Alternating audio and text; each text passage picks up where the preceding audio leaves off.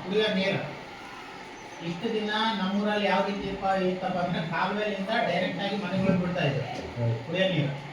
ಈಗ ಕೆರೆಯಿಂದ ಬರ್ತಾ ಇರೋದ್ರಿಂದ ಟ್ಯಾಂಕಿಗೆ ಏರಿಸಿ ಮನೆಗಳಿಗೆ ಬಿಡ್ತಾರೆ. ಈ ಟ್ಯಾಂಕ್ಗಳು ಎಷ್ಟು ಮಟ್ಟಿಗೆ ಕ್ಲೀನಿಂಗ್ ಆಗಿದಾವೆ ಅನ್ನೋದು ಒಂದು ಪ್ರಶ್ನೆ ನಮ್ಗೆ. ಅದು ಕ್ಲೀನಿಂಗ್ ಮಾಡಿದ್ದು ಟ್ಯಾಂಕರ್ ಕ್ಲೀನಿಂಗ್ ಮಾಡಿದ್ದು ಏನಾದ್ರು ಫೋಟೋ ಇಲ್ಲ ಇಲ್ಲ ಸರ್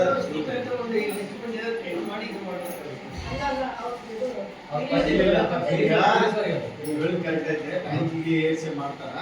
ಅದು ಈಗ ನಮ್ಮಲ್ಲಿ ಕ್ಲೀನ್ ಮಾಡ್ದಂಗಿಲ್ಲ, ಬೇಕಾದ್ರೆ ಕ್ಲೀನ್ ಮಾಡಿಸಿ ಇನ್ನೊಂದ್ಸಲ ಚೇಂಜ್ ಮಾಡಿ ಸರ್. ಇನ್ನೊಂದ್ಸಲ ಹೇಳ್ತೀನಿ, ಯಾವಾಗೂ ಕ್ಲೀನ್ ಮಾಡಿಲ್ಲ ಮಾಡೇ ಇಲ್ಲ. ಈ ಟ್ಯಾಂಕರ್ಗಳು ನಾವು ಜನಗಳ ಹತ್ರ ವಿಚಾರಿಸಿದ್ವಿ, ಕೊಳಾಯಿ ಆನ್ ಮಾಡಿದ್ರೆ ಅದು ಇದಿಡುತ್ತೆ ಬರ್ತಾ ಇದೆ. ಅದು ಕ್ಲೀನಿಂಗ್. ಅದನ್ನ ಈಗ ಡಾಕ್ಟರ್ ಅಧ್ಯಕ್ಷತೆಯಲ್ಲಿ ಯಾಕೆ ಹೇಳ್ತಂದ್ರೆ, ನಮ್ಮಲ್ಲಿ VHSC ಕಮಿಟಿ ಇರುತ್ತೆ, village health and sanitation committee ಅಂತ ಒಂದು ಕಮಿಟಿ ಇರುತ್ತೆ. ಆ ಕಮಿಟಿನಲ್ಲಿ ನೀವು ಇರ್ತೀರಿ, ಡಾಕ್ಟರ್ಸ್ ಇರ್ತಾರೆ. ನೀವೆಲ್ಲರೂ ಇಲ್ಲೇ ಇರೋದ್ರಿಂದ ನಾನು ಆ ಪ್ರಶ್ನೆಯನ್ನ ಈಗ ಮಾಡ್ತಾರೆ. ಕುಡಿಯೋ ನೀರಿನ ಟ್ಯಾಂಕರ್ ಕ್ಲೀನಿಂಗ್ ನಮಗೆ ಬಹಳ ಡೌಟ್ ಇದೆ ಅದ್ರ ಮೇಲೆ. Last time Rudrappa sir clean ಮಾಡ್ತಿದ್ದೀನಿ ಅಂದ್ರು, ಅದು ಎಷ್ಟು ಮಟ್ಟಿಗೆ ಕ್ಲೀನ್ ಮಾಡ್ತೀರಾ? GPS ಫೋಟೋ ಹಾಕ್ಸಿ ಅಂದ್ರೆ ಅವ್ರು GPS ಫೋಟೋ ಹಾಕಲಿಲ್ಲ, ನನಗೂ ಯಾವ್ದು ಹಾಕಿಲ್ಲ. ಬಿಸಿ ಫೋಟೋ ಅಂತ ಹೇಳ್ತಾರೆ. ಈಗ ನೀರು ಉಂಟಾಗಲ್ಲ ಹೊರಗೆ ಒಂದು ಅರ್ಧ ತಾಸು ವೇಸ್ಟ್ ಬಿಟ್ಟರೆ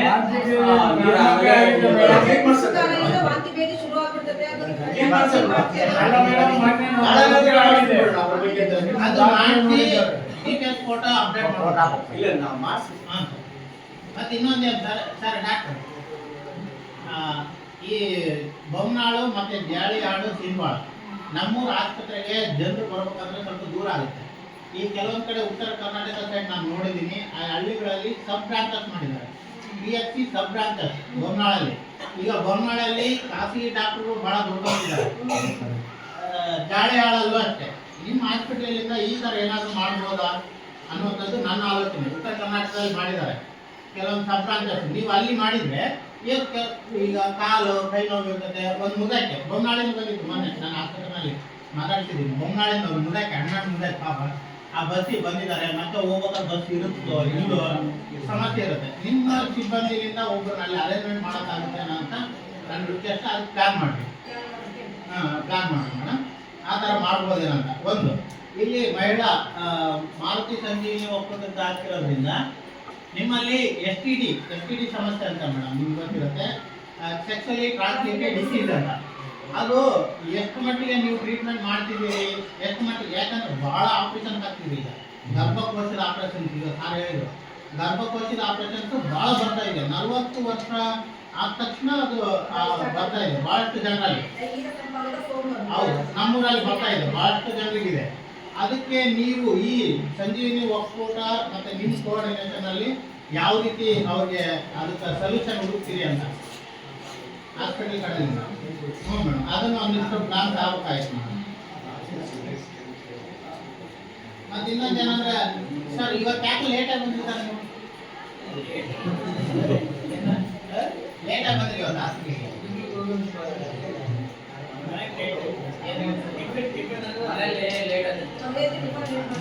ಇಲ್ಲ, ದಯವಿಟ್ಟು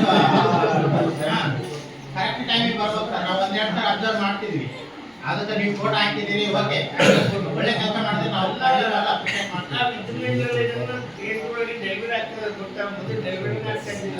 ನಾವು ಇಲ್ಲೇ ಇದ್ರೆ ಆಗ್ತಿದ ಅಂತ ಕೇಳ್ಬೇಡಿ, ನೀವು ಇರ್ಬೇಕಲ್ಲ.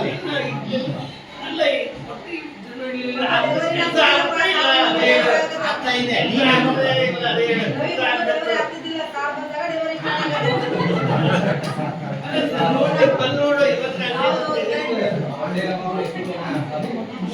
ಇವತ್ತು ಲೇಟ್ ಆಗಿದೆ ಸರ್, ನೀವು ಬರೋದು ಅಬ್ಸರ್ವ್ ಮಾಡ್ತಾ ಇದ್ದೀವಿ. ದಯವಿಟ್ಟು ಕರೆಕ್ಟ್ ಟೈಮಿಗೆ ಬನ್ನಿ. ಅದು ಒಂದು ಮೇಡಮ್. ಮತ್ತೆ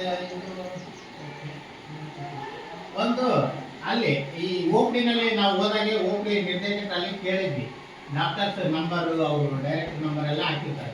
ಆ ಥರ ಹಾಸ್ಪಿಟ್ಲಲ್ಲಿ ವೈದ್ಯರ number, CH1 number, DH1 number ನಾವು ಬರ್ತೀವಿ, ಅಲ್ಲಿ ಡಾಕ್ಟ್ರ್ ಇಲ್ಲ, ನರ್ಸ್ ಇಲ್ಲ ಅಂತಂದ್ರೆ ನಾವು ಯಾರು ವಿಚಾರಿಸ್ಬೇಕು ಅನ್ನೋಂಥದ್ದು ಒಂದು ಕ್ವಶನ್ ಮಾರ್ಕ್. ನನಗೆ ಗೊತ್ತಿದೆ, ನಾನು ವಿಚಾರಿಸ್ತೀನಿ. ಆದರೆ ಗೊತ್ತಿದೆ ಯಾರು ಬರ್ತಾರೆ, ಅವಾಗ ಡಾಕ್ಟ್ರ್ ಇರೋದಿಲ್ಲ, ನರ್ಸ್ ಇರೋದಿಲ್ಲ, ನಾವು ಯಾರು ವಿಚಾರಿಸ್ಬೇಕು, ಒಂದು ಮಾಹಿತಿ ಫಲಕ ಹಾಕ್ಬೇಕು ಮೇಡಮ್ ಎಂಟ್ರೆನ್ಸ್ ಅಲ್ಲಿ.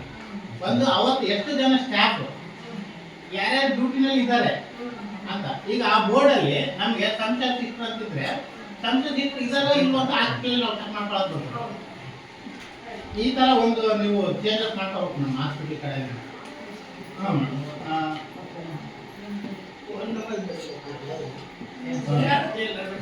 ಫೋನ್ ನಂಬರು ನಿಮ್ ಸ್ಟಾಫ್ ನಿಮ್ದಂದೆ ಎಲ್ಲರೂ ಬೇಡ, ನಿಮ್ದು DHO PHO ನಿಮ್ದು THO DHO. ನಾವು ನೀವಿಲ್ಲ ಅಂತಂದ್ರೆ ನಿಮ್ಮ ಐಆರ್ ಅಥಾರಿಟಿನ ವಿಚಾರಿಸ್ತೀವಿ, ಯಾಕೆ ಬಂದಿಲ್ಲ ಡಾಕ್ಟರ್ ನಮ್ಮೂರ ಹಾಸ್ಪಿಟಲ್ಗೆ, ಅಥವಾ ನರ್ಸ್ ಬಂದಿಲ್ಲ ಅಂದ್ರೆ ನಿಮ್ಮನ್ನು ವಿಚಾರಿಸ್ತೀವಿ, ಏನ್ ಸರ್ ಸಂಸ್ಥೆ ಇಷ್ಟು ಬಂದಿಲ್ಲ ಅಲ್ಲ ಸರ್ ಅಂತ ನಿಮ್ಮನ್ನು ವಿಚಾರಿಸ್ತೀವಿ. ಈ ತರ ಫಾಲೋ ಆಗುತ್ತೆ ಸರ್. ಡೈಲಿ ಅಪ್ಡೇಟ್ ಮಾಡುತ್ತೆ. ಡೈಲಿ ಅಪ್ಡೇಟ್ ಮಾಡ್ಬೇಕು ಬೋರ್ಡನ್ನ. ಯಾಕೆ ಬಂದಿಲ್ಲ? ಹೌದು, ಇಲ್ಲಿ ಶಾಲೆನಲ್ಲಿ ಊಟದ ಆಗ್ತಾ ಇರಲಿಲ್ಲ, ಈಗ ಸಾರ್ ಹೇಳಿದ್ವಿ ಅಪ್ಡೇಟ್ ಮಾಡ್ತಿದ್ದಾರೆ, ಕರೆಕ್ಟಾಗಿ ಅದು ಸ್ಟಾರ್ಟ್ ಆಗ್ತಾ ಇದೆ. ಆ ಥರ ಒಂದು ಸ್ಟಾರ್ಟ್ ಆದರೆ ತುಂಬ ಚೆನ್ನಾಗಿರ್ತದೆ, ಬರುವಂಥವ್ರಿಗೆ ಕರೆಕ್ಟಾಗಿ ಗೊತ್ತಾಗ್ತದೆ ಅವರು ಇದಾರೋ ಇಲ್ವೋ ಅಂತ. ಬರ್ತಾರೆ. ಒಂದು ಈ ಹೊರಗಡೆ ಔಷಧಿ ಏನು ಬರ್ಕೊಡ್ತಾ ಇಲ್ಲ. ಇಲ್ಲ. ಹೌದು. ಬರೆಯಕ್ಕೆ ಹೋಗ್ಬೇಡ, ಬರಿತಾ ಇಲ್ಲ, ನಾವು ನೋಡ್ತೀವಿ.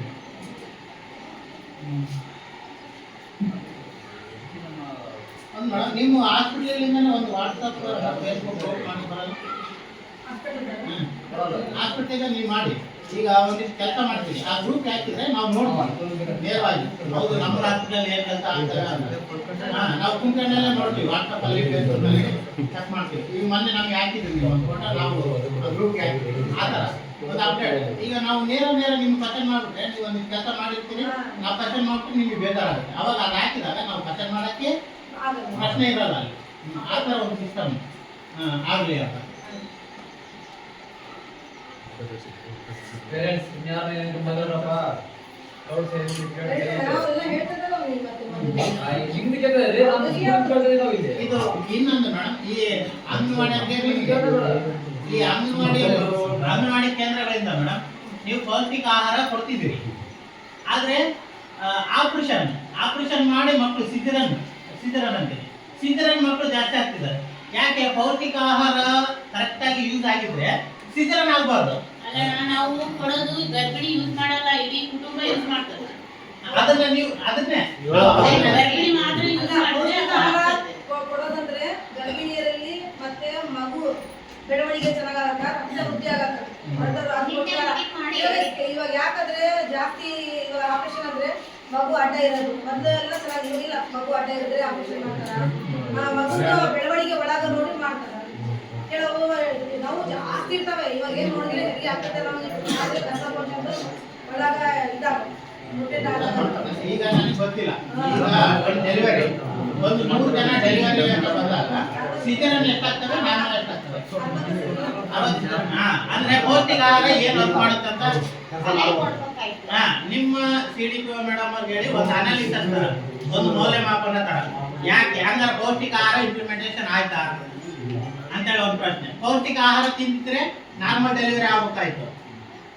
ಪೌಷ್ಟಿಕ ಆಹಾರ ಕೊಡೋ ಉದ್ದೇಶನೇ ಅದು, ಆದ್ರೆ ಅದು ಎಫೆಕ್ಟಿವ್ ಆಗಿ ಆಗ್ತಾ ಇಲ್ಲ. ಅದು ಇದಾಗ್ಬಿಟ್ಟೈತೆ. ಫ್ಯಾಷನ್ ಸರಿ ಮಾಡ್ಕೊಳ್ಳೋದು ನಾರ್ಮಲ್ ಮಾಡ್ಕೊಳಕ ಇವಾಗ ಟ್ರೈ ಮಾಡ್ತಾ ಇದ್ರು ಪ್ರೈವೇಟ್ ನಾಗ ಇರೋ ಗೊತ್ತಾಗ್ತಿಲ್ಲ. ನಮ್ದು ಇದು ಚೆನ್ನಾಗಿದೆ, ನಕ್ಷತ್ರ ನಮ್ಗೆ ಏನ್ ಬೇಕಾಗಿಲ್ಲ ಚೆನ್ನಾಗೈತೆ. ಅದು ಹೊಟ್ಟೆ ಬೀಸ್ಕೊಂಡ ಮೇಲೆ ಆಮೇಲೆ ಅವ್ರಿಗೆ ಮುಂದೆ ಏನ್ ಪ್ರಾಬ್ಲಮ್ ಆಗ್ತದೆ ಅನ್ನೋದು ಗೊತ್ತಿಲ್ಲ. ಯಾಕಂದ್ರೆ ಹಿಂದೆ ಒಂದು ಬೆನ್ನು ಮೂಳೆ ಇರುತ್ತೆ, ಆ ಬೆನ್ನು ಮೂಳೆಯಲ್ಲಿ ಇಷ್ಟು ದೊಡ್ಡ ಇಂಜೆಕ್ಷನ್ ನಾವು ಕೊಡ್ತೀವಿ, ಅನಸ್ತೇಷಿಯಾ ಡಾಕ್ಟರ್ ದೊಡ್ಡ ಕೊಡ್ತಾರೆ. ಅದು ಸ್ವಲ್ಪ ಹೊತ್ತಿಗೆ ನಮ್ದು ವಯಸ್ಸು ಚೆನ್ನಾಗಿರೋರಿಗೆ ಏನಿಸಲ್ಲ, ಆಮೇಲಿಂದ ಆ ತಾಯಿಗೆ ಎಷ್ಟು ತೊಂದರೆ ಆಗ್ತದೆ ಅಂದ್ರೆ ಅವ್ರಿಗೆ ಮಲ್ಕೋಬೇಕಾದ್ರೆ ಎದ್ದೇಳ್ಬೇಕಾದ್ರೆ ಕೂಡ ಇಷ್ಟು ದೊಡ್ಡ ಇಂಜೆಕ್ಷನ್ ಒಳಗ ಕ್ಲಿಕ್ ಮಾಡಿ ಮತ್ತೆ ಅದರಿಂದ ನೀರು ಬಂದಿತ್ತೆ ಅಂತ ಡ್ರಾ ಮಾಡ್ತಾರೆ. ಅದರಲ್ಲಿ ಅದು ಮೂಳೆನಾಗ ನೀರು ಬಂದ್ರೆ ಮಾತ್ರ ಆ ಇಂಜೆಕ್ಷನ್ ಕೊಡಕ್ ಬರುತ್ತೆ. ಅದು ಬಂದಿಲ್ಲ ಅಂದ್ರೆ ಮತ್ತೆ ಅದು ತೆಗಿತಾರೆ, ಮತ್ತೆ ಏನಾದ್ರು ಚಿಕ್ತಾರೆ, ಅದು ಬರೋರಿಗೆ ನೋಡಿ ಮತ್ತೆ ಅದು ಆಗ್ತದೆ. ಅದು ಪೇನ್ ಆಗುತ್ತೆ, ಅದು ಬಾಳ ಅಷ್ಟು ನೋವು ಇದ್ರೆ ಕೂಡ ನಾರ್ಮಲ್ ಡೆಲಿವರಿಗೆ 4 ತಾಸು ಸಹಿಸ್ಕೊಂಡು ಇದು ಜೀವನ ಪರ್ಯಂತ ಕಷ್ಟ. ಆದ್ರೆ ತಿಳುವಳಿಕೆ ಜನರಿಗೆ ಇಲ್ಲ. ನಾವು ಪೌಷ್ಟಿಕಾಹಾರ ಗಿಡ ಮಾಡ್ತೀವಿ, ಅವ್ರಲ್ಲಿ ಎಲ್ಲ ಎಕ್ಸಸೈಸ್ ಬಗ್ಗೆ ಹೇಳ್ತೀವಿ, ಅವ್ರ ಊಟದ ಬಗ್ಗೆ ಹೇಳ್ತೀವಿ. ಸ್ವಲ್ಪ ರಕ್ತ ಕಡಿಮೆ ಇದ್ರೆ ಕೂಡ ನಾವು ಐರನ್ ಸಿಗೋದಂತೆ ಇಂಜೆಕ್ಷನ್ ಸ್ವಲ್ಪ 10 ಗ್ರಾಮ್ ಇದ್ರೆ ಕೂಡ ನಾವು ಹಾಕ್ಬಿಡ್ತೀವಿ, ಚೆನ್ನಾಗಿ. ಆದ್ರೆ ಇವ್ರಿಗೆ ಏನಂತ ಒಳ್ಳೆ ಒಂದು ಫ್ಯಾಷನ್, ನಾವು ತಿನ್ಬಾರ್ದು, ಕರೆಕ್ಟ್ ಅದು ಇವಾಗೆ ಹುಟ್ಟಬೇಕು, ಈ ಟೈಮ್ಗೆ ಹುಟ್ಟಬೇಕು, ಆ ತರ ಸಿಲ್ ಮಾಡ್ತಾರೆ. ಅದೇ ತರ ಸಾಯ್ಬೇಕಂತಿದ್ರೆ ಸಾಯ್ತೀವಿ, 5 ಗಂಟೆ ಸಾಯ್ತೀವಿ, ಇದು ಹೋಗಿ ಸ್ವಲ್ಪ ನಾವೇ ಜೊತೆ ಎಷ್ಟೋ ಇದ್ದಿರ್ತಾರ, ನಾವು ನಮಗೆ ತಡ್ಕೊಳಕ್ ಆಗಲ್ಲ, ಪ್ರೈವೇಟ್ ಅವ್ರಿಗೆ ಬೇಕು.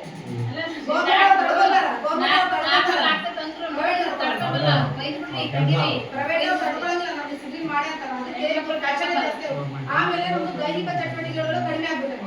ಮೊದಲು ಏನ್ ಮಾಡ್ತಿದ್ರು, ಎಲ್ಲ ಬಂಡೆ ಒರೆಸ್ಬೇಕಾದ್ರೆ ನಾವು ಹಿಂಗ ಬಗ್ಗೆ ಬಂಡೆ ಒರೆಸ್ತಿದ್ರು. ಅವಾಗ ಮಗುನ ರೊಟೇಟ್, ಅದು ಮಗು ಅಡ್ಡ ಇದ್ರು ಮಗು ರೊಟೇಟ್ ಆಗ್ತಿತ್ತು. ಮಗುವಿಗೆ ದೈಹಿಕ ಚಟುವಟಿಕೆ, ತಾಯಿಗೆ ದೈಹಿಕ ಚಟುವಟಿಕೆ, ಮಗುವಿಗೆ ದೈಹಿಕ ಚಟುವಟಿಕೆ. ಈಗೇನಿಲ್ಲ, ಇಷ್ಟು ಉದ್ದ ಕಟ್ಟಿಗೆ ತಗೊಂಡು ಹಿಂಗ್ ಬಾರಿಸ್ತಾರೆ, ಇಷ್ಟು ಉದ್ದ ಕಸ ಬರೀ ಬಾರ್ತಾರೆ. ನಾರ್ಮಲ್ ಎಲ್ಲಿ ಆಗ್ತದೆ? ದೈಹಿಕ ಚಟುವಟಿಕೆ ಇಲ್ಲ, ನಾರ್ಮಲ್ ಆಗ್ತದೆ. ಬಿಸಿ ಗ್ರೈಂಡ್ ಮಾಡೋದು, ಮತ್ತೆ ಎಲ್ಲ ಚೆನ್ನಾಗಿ ಒಲೆನಾಗ ಏನು ಊಟ ಇಲ್ಲ. ಬಟ್ಟೆ ಹಾಕ್ರೆ ಅಂದ್ರೆ ವಾಷಿಂಗ್ ಮಿಷಿನ್ ಹಾಕಲ್ಲ, ಬಟ್ಟೆ ಒಗಿತಾ ಇದ್ರೆ ನಮ್ಗೆ ಆ ಥರ ಏನೂ ಇಲ್ಲ ಇವಾಗ. ಅದ ಹಂಗಾಗಿ ಸ್ಥಿತಿಗಳು ಅದಕ್ಕೆ ಸಮಸ್ಯೆ ಇದೆ.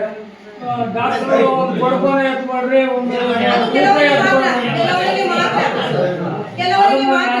ಯಾಕಂದ್ರೆ ಈಗಿನ ಜನರೇಷನ್ ಸೂಕ್ಷ್ಮ ಇದೆ. ತಂದೆ ಒಂದ್ ಕೊಡ ಆಯ್ತದಲ್ಲ, ಒಂದು ತಂಬಿಗೆ ತಗೋದ್ರೆ ಗಂಡ ಕೇಳ್ತಾರ, ಗಂಡಿಗೆ ತಂದು ಕೊಡ್ತಾರ ತಂಬಿಗೆ. ಹಂಗೈತಿ ನಾವು ಕೆಲವರಿಗೆ ಮಾತ್ರ ಅಂತೀವಿ. ಯಾಕಂದ್ರೆ ಮಾಸ ಮುಂದೆ ಇರುತ್ತೆ ತಾಯಿಗೆ. ಒಂದು ಇದು ಆಗಿತ್ತು ನೋಡ್ರಿ, ಬೊಮ್ಮನಾಳದು ಅವರು ಮೆಂಬರ್ ಇದ್ದಾರೆ, ಬಸವನಗೌಡ ಅವರು ತಮ್ಮನ ಬಸವನಗೌಡ ಹೆಂಡತಿಗೆನೆ ಅದು ಮುಂದೆ